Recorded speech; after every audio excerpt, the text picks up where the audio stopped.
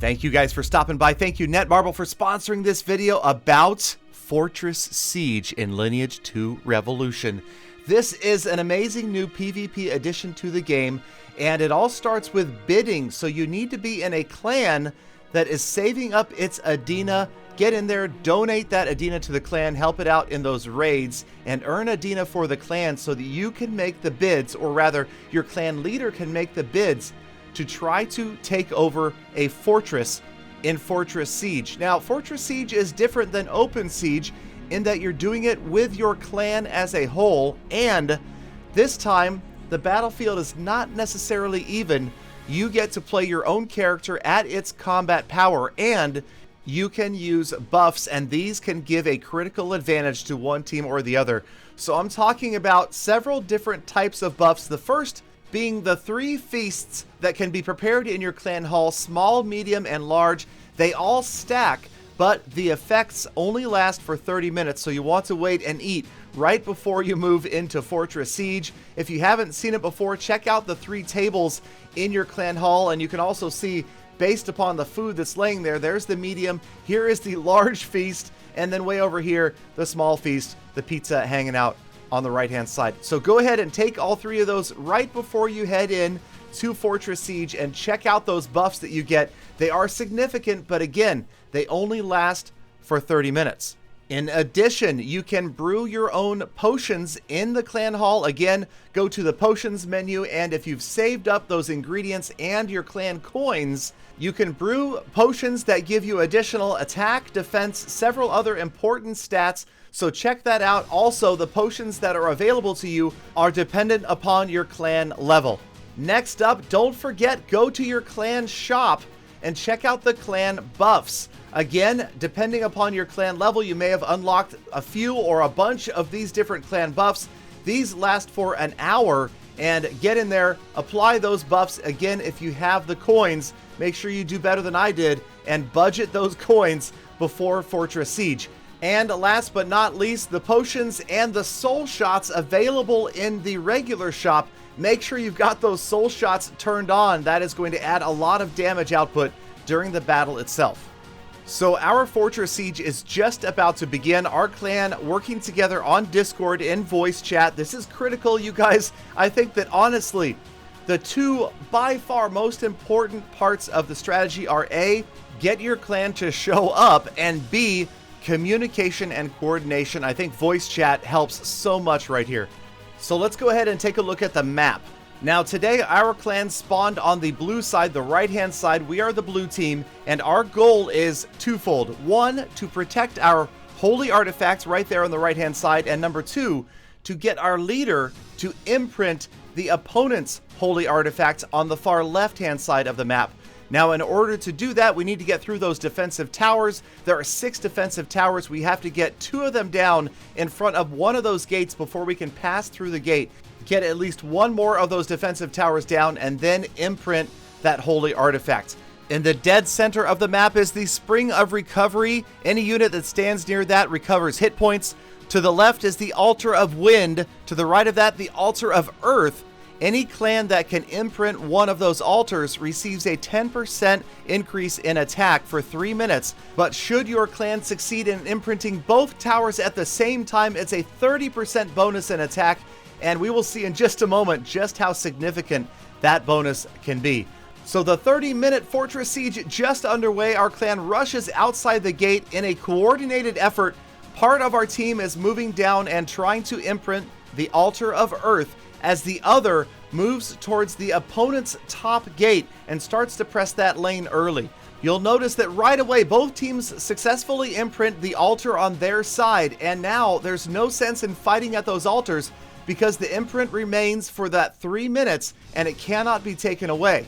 So our team now is starting to work on controlling the Spring of Recovery, while a larger team has been pushing up towards that top lane, starting to try to get some damage done to the defensive towers outside the gate, as the rest of us were working on holding off the opponents, keeping them from getting any progress at that bottom lane, making sure they're not making a big push towards our gates.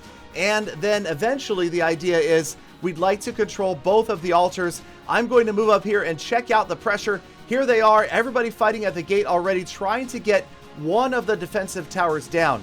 Now it's key to move off to one side. You don't want both of those defensive towers firing at you at once. You can see they do a massive amount of damage. Now my assignment was kind of roving between the healing well and going up there, checking on how progress is going there. We want to make sure we don't lose control of this healing well, because our long-term strategy was to imprint both towers and then make a major push in through the gates and after the opponent's holy artifacts. So we're waiting right now for that time to tick down on the imprints as we continue to try to pick off the opponents, and again, make sure they don't make any progress down our bottom lane. So offensive players, mid lane players, and defensive players watching that other lane are absolutely critical. You need to have spotters keeping you aware of what's happening through the voice chat, making sure they don't put together a big zerg or a big rush down one lane. You can see most of the fighting right now is taking place at that top left tower, and that's exactly the way we want it. The opponent is on their heels right now. They're focused on defense. They aren't able to put together a big offensive push. There's a little bit of fighting happening here at the healing well as the imprinting time is down to under a minute now. So we were looking ahead. We're thinking about getting both of those towers, those altars, imprinted once that time runs out. In the meantime, trying to grind down that defensive tower.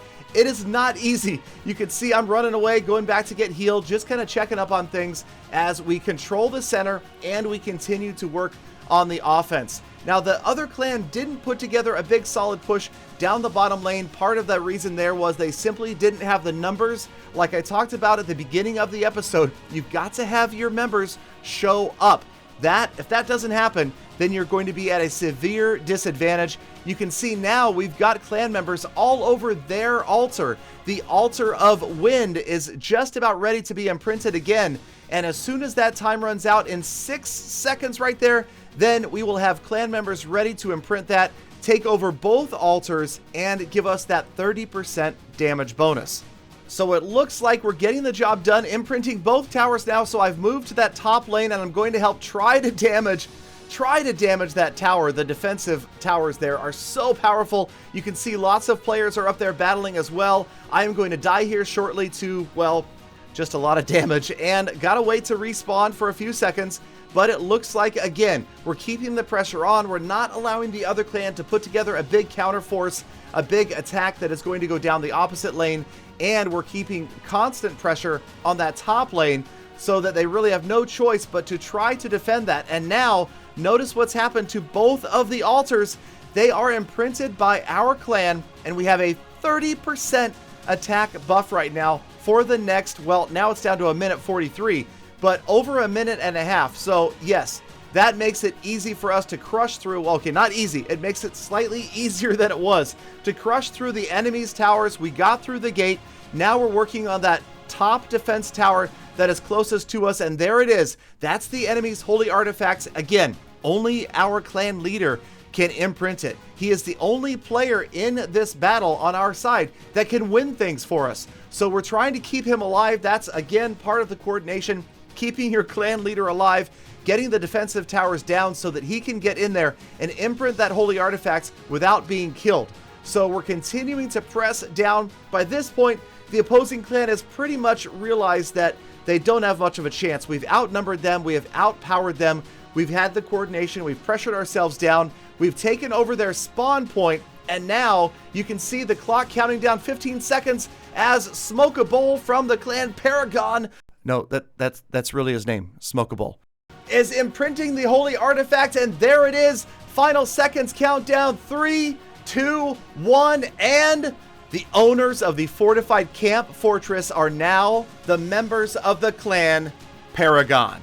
So right now there are 8 different fortresses that you can bid for and battle for. We went after the fortified camp fortress, and it does belong to us. We get all sorts of rewards, and there is a conquer shop now in our clan hall where we can purchase additional items, and they're pretty cool. So the rewards are really good if you win a fortress siege. Here you can see the overall stats. I had 9 kills and 2 deaths. I did succeed in destroying one of the defense towers, and my overall score was 71. I would call that respectable.